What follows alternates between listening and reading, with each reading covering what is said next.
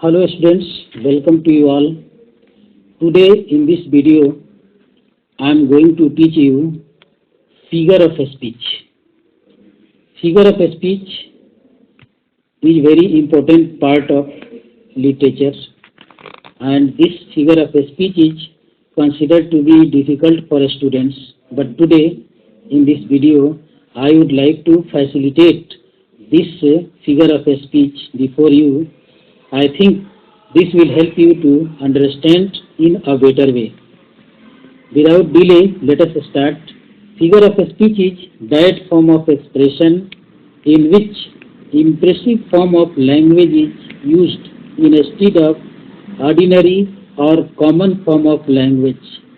It is an important part of impressive form of writing style. It is means of making the language interesting, developing better understanding, giving weight to the language, and giving charm and beauty to the language.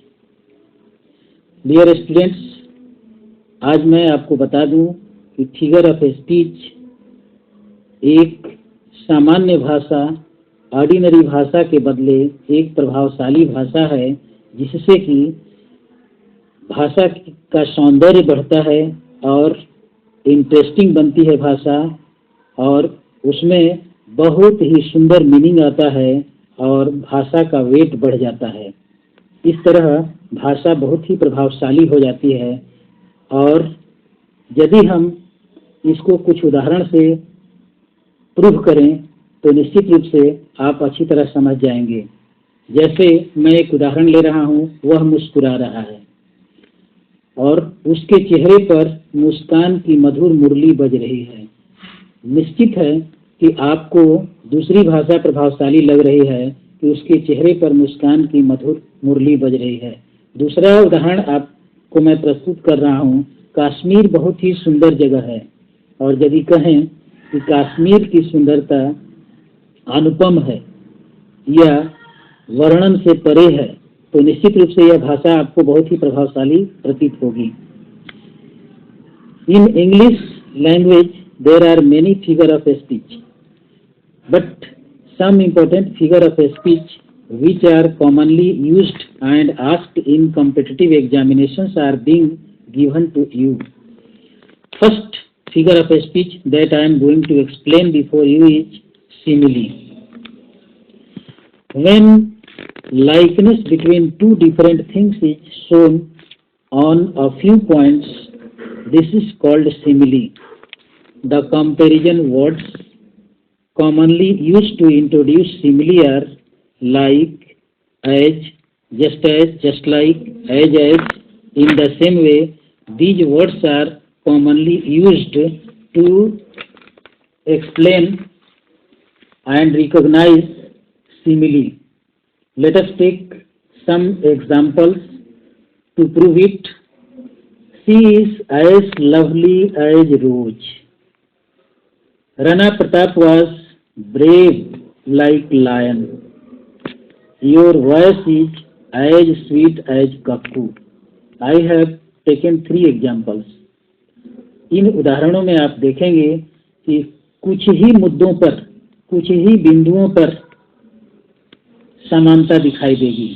She is as lovely as Rose.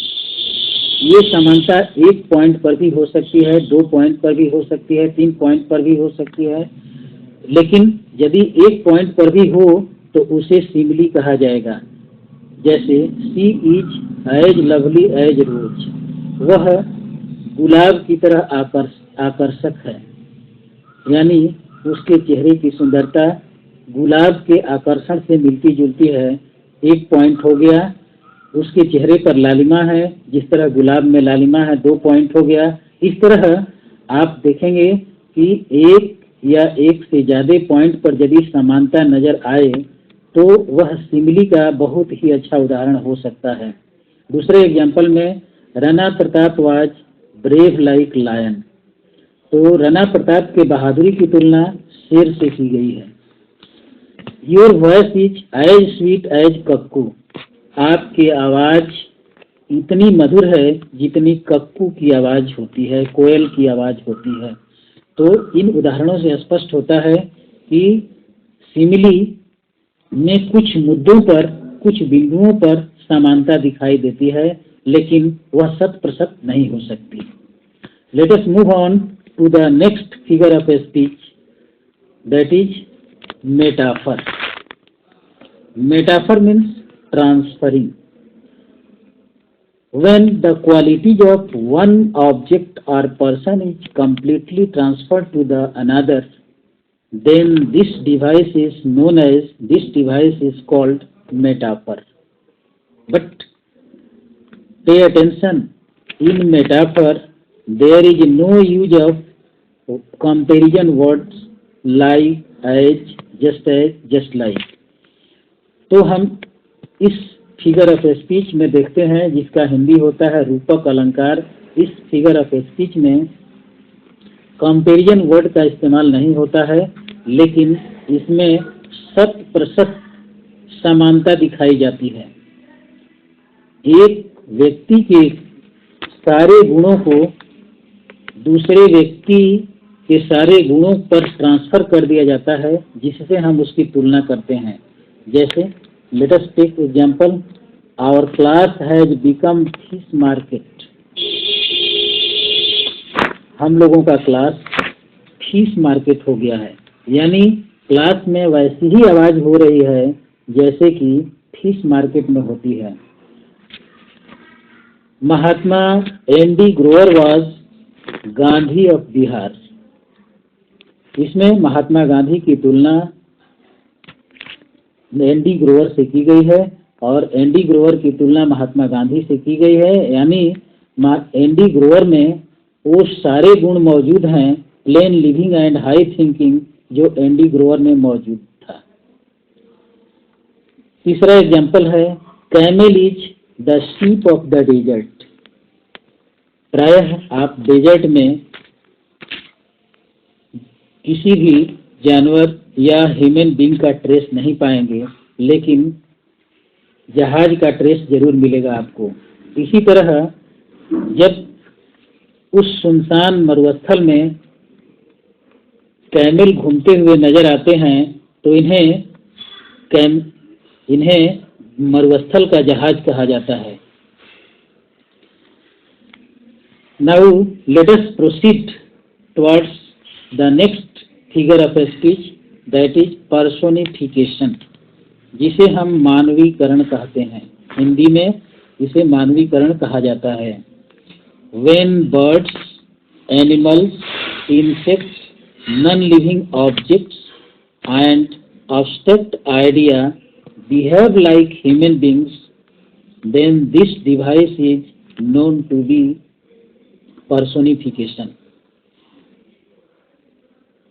Students, यदि हम कहें कि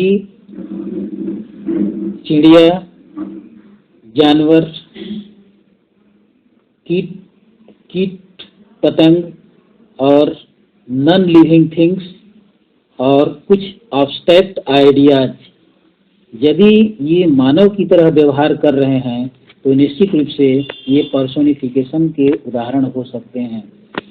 इसमें कुछ बच्चों को संदेह होता है कि नॉन लिविंग थिंग तो ठीक है, लेकिन जो लिविंग थिंग है जैसे बर्ड्स, एनिमल्स, इन्हें क्यों पर्सोनिफाई किया जाता है? इन्हें पर्सोनिफाई करने का उद्देश्य है कि इन्हें मानव का रूप दिया जाता है और मानव की चेतना को इन जानवरों में दर्शाया जाता है, ह्यूमन कॉन्शसनेस को दर्शाया जाता है। इसलिए इनका भी यूज पर्सोनिफिकेशन के रूप में किया जाता है। Let us take example, fear is sitting in the chair. Fear is an abstract idea, but it is behaving like human being. Death lays his icy hand on kings. मृत्यु राजा पर भी अपनी बर्फीली हाथ फेर देती है। तो मृत्यु एक एब्स्ट्रैक्ट आइडिया है जो कि मानव की तरह व्यवहार करते हुए प्रतीत होती है। इसलिए हम इसे पर्सोनिफिकेशन का उदाहरण मानते हैं। The moon is shedding tears at the departure of the sun. Moon एक नॉन लिविंग थिंग है, लेकिन एक नॉन लिविंग थिंग से हम उम्मीद नहीं कर सकते हैं कि उससे आंसू निकलते हैं, लेकिन यहाँ मून को पर्सोनिफाई किया गया है, व्यक्ति का रूप दिया गया है, और इसके माध्यम से ये दिखाया गया है कि मून और सन दोनों पर्सोनिफाई किए गए हैं। यानी मून इज शेडिंग टीयर, सूर्य के चले जाने के बाद, डिपार्चर के बाद मून आंसू बहाती है, इसे एक नारी का रूप दिया गया है। तो इस तरह पर्सोनिफिकेशन वह डिवाइस है जिसमें कि non living thing, abstract idea and birds, animals, insects, they are personified and shown as having human consciousness and behavior. Now let us proceed towards the next figure of speech, hyperbole. This is very famous figure of speech, and this figure of speech is often used in our day-to-day life.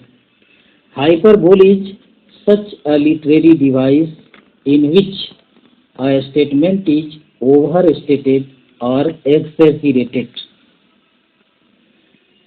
Hyperbole, जिसे अतिशयोक्ति कहा जाता है हिंदी में, इसका मतलब होता है कि किसी भी स्टेटमेंट को, किसी भी बात को हम बढ़ा चढ़ा करके प्रस्तुत करते हैं पाठकों के सामने। जैसे she shed ocean of tears at the death of her stepson. उसने आंसुओं का समुद्र बहाया अपने सौतेले बेटे की मृत्यु पर। ऐसा कभी नहीं होता है कि कोई व्यक्ति, कोई लेडी सौतेले बेटे के मृत्यु पर आंसुओं का समुद्र बहाए या इतना आंसू बहाए जिसकी उम्मीद नहीं की जा सकती है। यह कथन बढ़ा चढ़ा करके कहा गया है। Next example, I am so tired that I can sleep for a years. मैं इतना थका हूँ कि 1 वर्ष तक सो सकता हूँ। क्या आप उम्मीद करते हैं कि कोई थका हुआ व्यक्ति 1 वर्ष तक सो सकता है? ये बढ़ा चढ़ाकर कहा हुआ स्टेटमेंट है। He can devour mountains of food and drink rivers of whiskey. वह पहाड़ के बराबर भोजन ले सकता है और नदी के पानी के बराबर विस्की ले सकता है। ऐसा संभव है? कदापि नहीं। इसलिए यह स्टेटमेंट हम बढ़ा चढ़ा करके प्रस्तुत करते हैं। यदि मैं कहूँ कि मैं शेक्सपियर का फ्रेंड हूँ, तो ये संभव है? नहीं। आप कहेंगे कि सर फेंक रहे हैं। तो ये बढ़ा चढ़ाकर कहने का एक तरीका है। Now let us proceed towards next figure of speech, that is alliteration. Alliteration को हिंदी में अनुप्रास कहा जाता है। When the same consonant sound is repeated to its nearby words, then this device is known as alliteration. But mind it, this consonant sound will come in the very beginning of a word. Then we can say it to be alliteration. And there may be a repetition of the same sound, but there will be repetition of consonant sound. Let us see in the example. Seashells at the seashore. इस example में S का repetition हुआ है। पूरे वाक्य में हम देखते हैं कि there is repetition of S. वह बेचती है समुद्री घोंघा समुद्र के किनारे। अर्थ बिल्कुल स्पष्ट है। Next example, he held his हठी हेड हाई। उसने अपना हठी हेड ऊंचा रखा। There is repetition of H sound in this sentence. Next, one more example. Let us take Betty bought some butter, but the butter was bitter. So Betty bought some better butter to make the bitter butter better. In this example, there is a repetition of B sound, but all the sounds which have come in the very beginning of a word, only then we can consider it to be alliteration. तो alliteration जब भी आएगा किसी शब्द के शुरुआत में ही आते हैं तभी हम इसे कंसीडर करेंगे, यह एलिट्रेशन का एग्जाम्पल है. Now let us proceed towards the next figure of speech, that is consonance. Consonance means व्यंजन साम्य. व्यंजन साम्य एक ऐसा फिगर ऑफ स्पीच है जिसमें व्यंजन का रिपीटिशन होता है. When there is prominence of consonant sound in any part or in any sentence, it may be in the beginning, it may be in the middle, it may be in the end, then this type of literary device is known as consonance. इस literary device में हम देखते हैं कि व्यंजन sound का repetition होता है और यह व्यंजन साउंड शुरू में भी हो सकता है, किसी शब्द के शुरू में भी, किसी शब्द के बीच में भी, किसी शब्द के अंत में भी हो सकता है. Let us see example. He stalks in his vivid stripes. He stalks in his vivid stripe. इस वाक्य में हम देखते हैं कि एस साउंड का रिपीटिशन हुआ है और एस साउंड का रिपीटिशन शुरू में भी हो सकता है, अंत में भी हो सकता है, मिडिल में भी हो सकता है. Let us take another example. Sliding through long grass. In this sentence there is repetition of G sound and G sound has come in the beginning, in the middle or in the end. In this way, there is prominence of consonant sound in these lines that has been presented as example. Now let us move towards the next figure of speech, that is assonance. Assonance को स्वर साम्य कहा जाता है. When there is prominence of vowel sound in any part of a sentence, this is called assonance. इस आसोनेंस में हम देखते हैं कि केवल वॉवेल साउंड का प्रोमिनेंस किसी भी वाक्य में हो सकता है और यह बिगिनिंग में भी हो सकता है, मिडिल में भी हो सकता है, एंड में भी हो सकता है. Let us see example of it. He should be snarling around houses. इस वाक्य में ओ साउंड का रिपीटिशन हुआ है. इस वाक्य में आप ध्यान से देखें, ओ साउंड का रिपीटिशन हुआ है और ओ साउंड के रिपीटिशन होने के चलते इसे हम आसोनेंस का एग्जाम्पल मान सकते हैं. Wearing. Next example. Wearing his white fangs his class.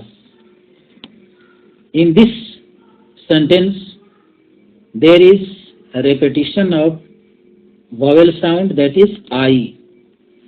We can see it may be in the beginning, it may be in the end, it may be in the middle. In this way we see that there is a repetition of vowel sound. That is why this is very good example of assonance. Let us proceed towards the next figure of speech, which is also very important, onomatopoeia. Onomatopoeia is a word or a combination of words which denotes the objects whose sound it produces. Onomatopoeia means name making.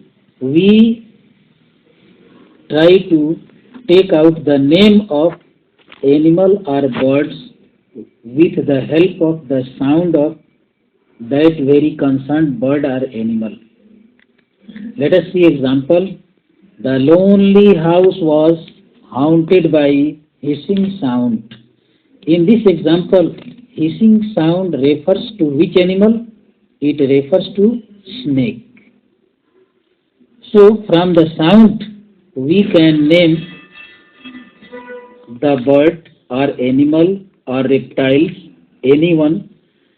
Next example, there is nothing, only croaking is heard all around.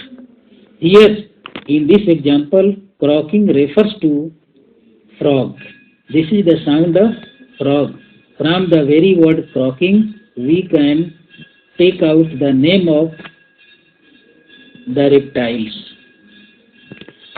Let us see one more example. Continuous buzzing doesn't let me sleep. Here, buzzing sound refers beach. This is the sound of beach. In this way, onomatopoeia means name making, and on the basis of the sound of the animals, we try to elicit the name of animals. Let us proceed towards the next figure of speech, that is oxymoron, जिसे हम हिंदी में विरोधाभास कहते हैं. In this figure of speech, two opposite qualities of the same person or things are placed side by side.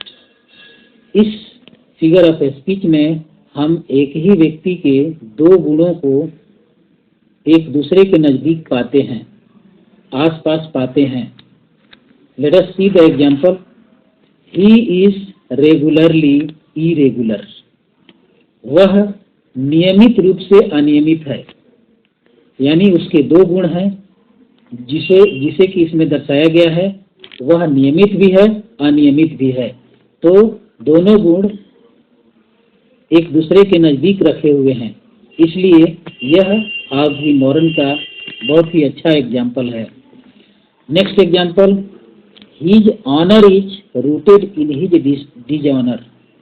Here, two qualities, honor and dishonor, they have been placed in the same sentence. That is why this is also very good example of oxymoron. One more example, let us take, my friend is the wisest foolish. In this sentence, two qualities of the same person has been placed side by side. Let us take one more, a noiseless noise among the leaves. Here, noiseless noise, two qualities have been placed together. That is why this is very good example of oxymoron. Now let us move to the last figure of speech of today, that is pun. पन को श्लेष अलंकार कहा जाता है. Pun is a play on words having two different meanings of the same word.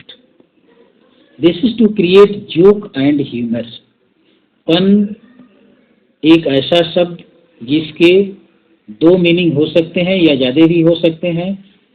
यह meaning इसलिए प्रस्तुत किया जा सकता है ताकि किसी वाक्य में ह्यूमर को पैदा किया जा सके, जोक को पैदा किया जा सकता है. प्रायः हम मजाक में हंसने के लिए हम इस तरह के शब्दों का इस्तेमाल करते हैं. For example, if a woman loses her husband she pines for a second. In this example हम देखते हैं कि यदि एक औरत अपने हस्बैंड को खो देती है तो वह इच्छा करती है दूसरे की. Pines for a second, second का दो मीनिंग है. सेकेंड एक होता है मिनट का 60वां भाग, और दूसरा सेकेंड का मतलब क्रम में दूसरा, या सेकेंड मीन्स दूसरा. इस तरह इस वर्ड के दो मीनिंग हो रहे हैं, और दो मीनिंग होने के चलते यह ह्यूमर पैदा करता है, जोक पैदा करता है. इसलिए यह पन का बहुत ही अच्छा एग्जाम्पल है. Let us take one more example. Life is worth living that depends on the liver. In this example The very word liver has two meaning. One liver that is found in our body, and one liver means the person who lives. This creates humor and joke. And let us take the last example. An ambassador is a man who lies abroad for the good of his country. An ambassador is a man who lies.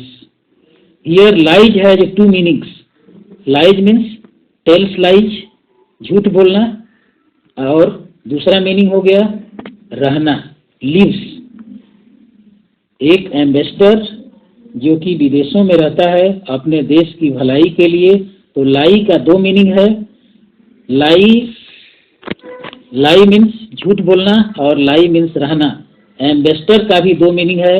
Ambassador एक car भी होती है और ambassador एक राजदूत होता है जो कि विदेश के पार्लियामेंट में रहता है और अपने देश में रहने वाले